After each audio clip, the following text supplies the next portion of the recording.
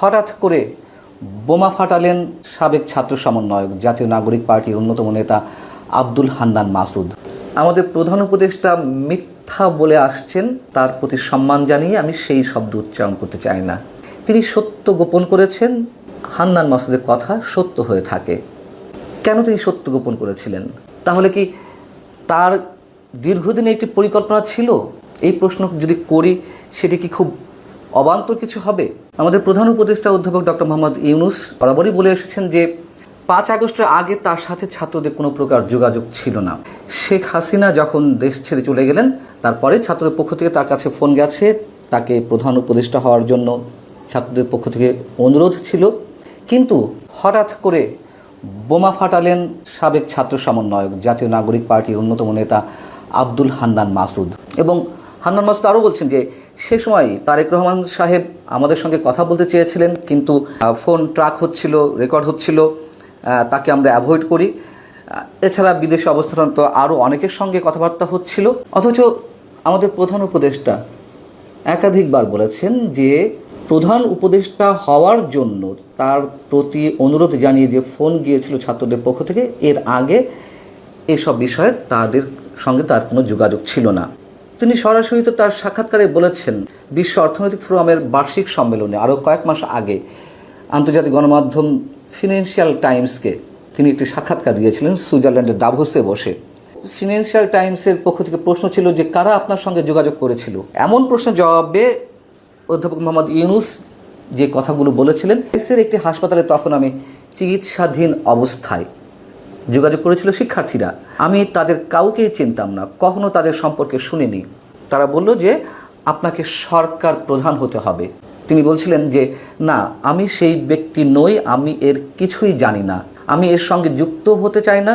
কাজেই আমি তাদের বিকল্প কাউকে খোঁজার বিষয়ে বোঝানোর চেষ্টা করছিলাম। তাদের বলছিলাম বাংলাদেশে অনেক ভালো নেতা আছেন, তোমরা তাদের খুঁজে নাও। তারা বলছিল না না না, আপনাকেই থাকতে হবে, আমরা কাউকে পাইনি। আমি বলেছিলাম জোরালো চেষ্টা করো। তারা বলল আমাদের হাতে পর্যাপ্ত সময় নেই।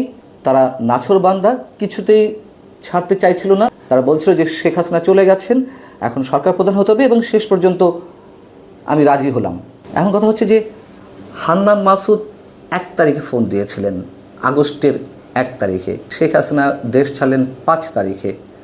আর হান্নান মাসুদের সঙ্গে এটি প্রথম কথা হয়তো, আমরা ধরে নিচ্ছি। কিন্তু হঠাৎ করে তো হান্নান মাসুদ নিজে থেকে একা তার সঙ্গে কথা বলেননি।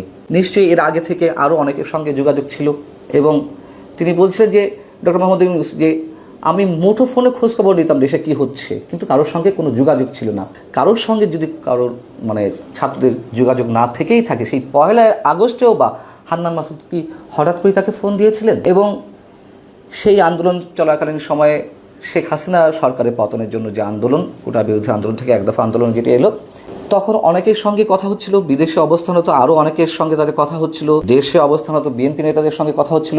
তারেক রহমান একটি কথা আমি বরাবরই বলি, বা বিএনপির সঙ্গে এই আন্দোলনের সময় যদি সরকারে বিএনপি থাকতো, বিরোধী দলে যদি আওয়ামী লীগ থাকতো, তাহলে নিশ্চয়ই আওয়ামী লীগ সেটি ক্যাশ করতো, বিএনপিও সেটিকে ক্যাশ করেছে হয়ে থাকে। এটি রাজনৈতিক হিসাবের কথা। আর এই আন্দোলনের যে একটা ম্যাটিকুলাস ডিজাইন ছিল, সেই কথা তো আমাদের প্রধান উপদেষ্টাই আরও একটি অনুষ্ঠানে, যুক্তরাষ্ট্রে ক্লিন্টন ফাউন্ডেশন একটি অনুষ্ঠানে তিনি নিজেও সেটি বলেছেন, ছাত্ররা সূক্ষ্ম পরিকল্পনা নিয়ে এগিয়ে যাচ্ছিল। আর সরকারের এই মুহূর্তে যিনি তথ্য বিষয়ক উপদেষ্টা দায়িত্বে আছেন মাহফুজ আলম, তাকে তিনি মাস্টার মাইন্ড হিসেবে পরিচয় করিয়ে দিয়েছিলেন। অতএব আমাদের প্রধান উপদেষ্টা মিথ্যা বলে আসছেন, তার প্রতি সম্মান জানিয়ে আমি সেই শব্দ উচ্চারণ করতে চাই না। তিনি সত্য গোপন করেছেন, হান্নান মাসুদের কথা সত্য হয়ে থাকে। কেন তিনি সত্য গোপন করেছিলেন?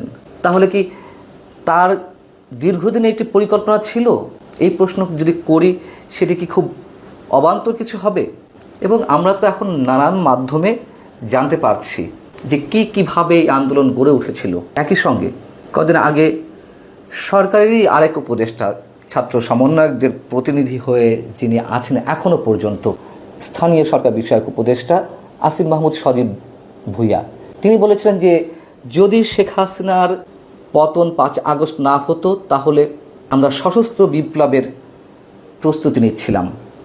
তো সশস্ত্র বিপ্লব করতে গেলে তো অস্ত্রের প্রয়োজন, এ কথাও আগে আমি বলেছি। তাহলে সেই অস্ত্রগুলো কারা দিচ্ছিল, কোত্থেকে আসছিল, টাকা পয়সা কোত্থেকে আসছিল, এগুলো অবশ্যই খুব গুরুত্বপূর্ণ প্রশ্ন। এর সঙ্গে এটুকুও মনে করিয়ে দিতে চাই, সেই আন্দোলন তো নিশ্চয়ই সারা দেশের মানুষের একাংশ এই আন্দোলনে শরিক হয়েছিল। আওয়ামী পরিবারের অনেক সদস্য এই আন্দোলনে ছিল, এটি বাস্তবতা। কিন্তু ভেতরে যে ডিজাইনটি ছিল এটি আর সাধারণ মানুষ জানতেন না।